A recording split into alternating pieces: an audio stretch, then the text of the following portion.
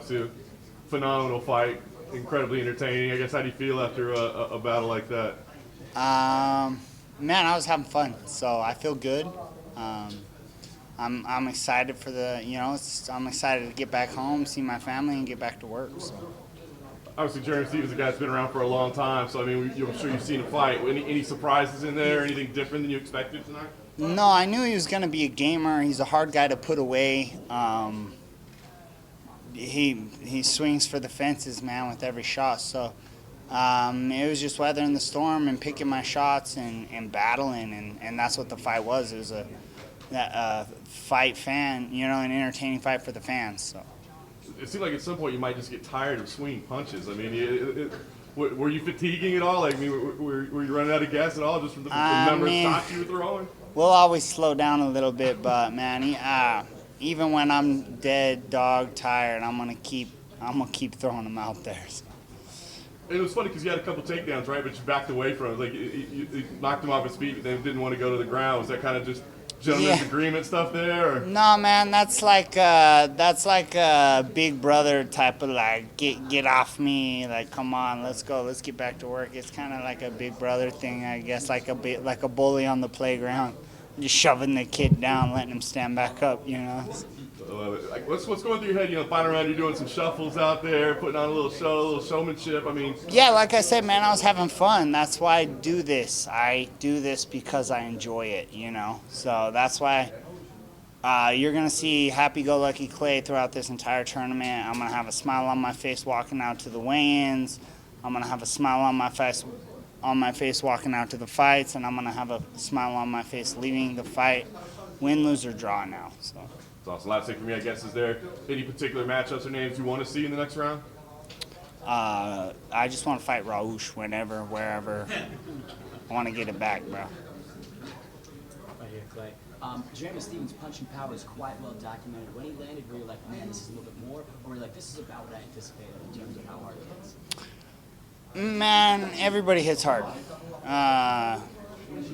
There's very few people that deal with getting hit hard like I do. You got the crimson chin, bro. So it's like I deal with taking shots. I've been fighting my entire life. I deal well with hard hitters. If you want to beat me, you got to be slick, man. So. Talking about your life overall, I mean, dealing with those periods of homelessness and now main eventing and just kicking off this season. When you just kind of reflect over the last decade of your life, man, I mean, are you in awe of what you've been able to accomplish? I have good people in my corner, man.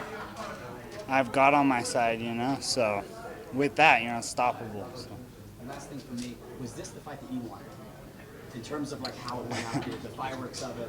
Yeah, I mean, I knew it was going to be the most exciting fight on the card. That's why there was two former, the two returning champions, and they were on my undercard because I'm the most entertaining guy, period.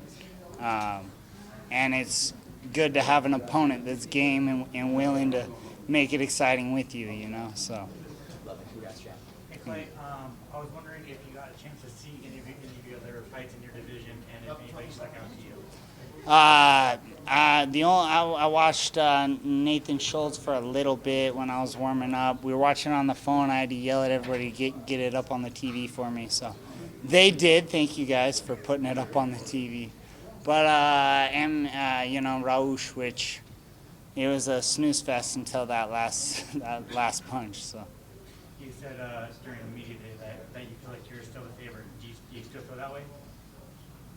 I mean, I think the fight speaks for itself. You know what I'm saying? Absolutely. And then finally for me, there's always a conversation of the best boxer in mixed martial arts. Is Clay Collard top the list? I'm definitely up there, man. Me and Max Holloway went toe-to-toe back in the day. I did on like 7 days of notice, and I thought I had him the first 2 minutes, 3 minutes. And then I started getting tired because I was out at the lake drinking beers, being stupid. So, you know what I'm saying? I've made a lot of mistakes in the past with the fight game, and I've learned from them. And I'm here to stay and I'm here to win. So let's go. Congratulations. Hey Clay, do you think it's wise for the fans? They love it. These type of fights. Do you think your body's going to keep up, going 3 rounds in these grueling wars throughout the tournament? I mean, Jeremy's a hard dude to put away, Do I feel like I took a lot of punishment? No, I feel pretty fine. I'm a durable guy. And I promise they get it a lot worse. So, I even every single fight, I promise they're walking out a little more beat up than I am. So. You seem like you're excited for that rematch with Raush. We asked him, and he's like, Eh. He feels like there's no rematch. That he won it, and there's no need unless it happens. I mean, it's easy to say that when you got the belt and you got the $1 million and you're on top right now. It's easy to say that. I felt like I won the fight. The fans felt like I won the fight. The computer system had me winning the fight. Both veteran commentators had me winning the fight. So he's delusional, if he thinks, oh no, I don't feel it. Yeah, come on, bro. Like, put some respect on my name, bro. There's a moment in the fight, I forget which round it was, but there was a headbutt where the action was stopped. And then a moment after that, Jeremy complained to the referee about something else. What happened right there? Couldn't quite tell. So accidental headbutt, we were both moving in, clashed heads. I got a hard head, so he hit me in the head too. We just clashed heads. It happens, After that, he kicked me in the junk, and then he said I hit him in the junk. And I don't know, we were fighting, bro. Shit happens. Hey guys, we gotta take a few from Zoom. If there's anybody on Zoom with questions, we're gonna open that up, Tony. And then we'll get Clay rocking and rolling out of here. Curtis, will you start us off with our first question? Sorry, you said Curtis? Yes. Yes. Yeah, sure, absolutely. Clay, congrats again on the win tonight. Especially early on, you really focused a lot of your striking to the body. Can you kind of talk about how big of a part of your game plan that was entering tonight? That's a part of my game plan always. You kill the body, the head dies, man. So it just takes the fight right out of him. I did the same thing to Anthony Pettis, when I fought him. You kill the body, the head dies, man. It takes the fight right out of the person. So that's not something I plan for this fight. That's something I plan to do every fight, So. Gotcha. Thanks, Clay. Breeze. Hey, Clay, it's Breeze with the MMA Breeze. Congrats on the big win. You took out another UFC alumni to start off the season. But before the fight, when speaking with Jeremy, he mentioned how he has an array of different tools, not just the hands, how he can wrestle, he can elbow, and a bunch of other things. But tonight, you showed that you have a pretty deep bag of tools yourself. You were able to take him down, mixing it up, high-low with the leg kicks. Can you speak to your skill set and how diverse it is, and if it's more than just the boxing that you pride yourself in? Yeah, so a lot of people don't know this. I started wrestling first before I ever started boxing. I've been wrestling since I was 6 years old. I almost had my state championship, but I never got it. So I feel like I'm a very well-rounded fighter, you know what I'm saying? Anymore nowadays in this sport, if you're not well-rounded, you'll get exposed. And so I work everything in my game, So I just like to strike. It's entertaining. So. Thanks so much. Congrats and good luck on the season. Thank you, sir. Jim Barcelona. Hey, congratulations. Can you hear me okay? Yes, sir. All right, awesome. Hey, this division, wow, was a great fight. Great to put you guys in the main event. You guys really delivered. What are your thoughts of this division? This division looks really good. Even some of the fighters that lost tonight showed really well. Yeah.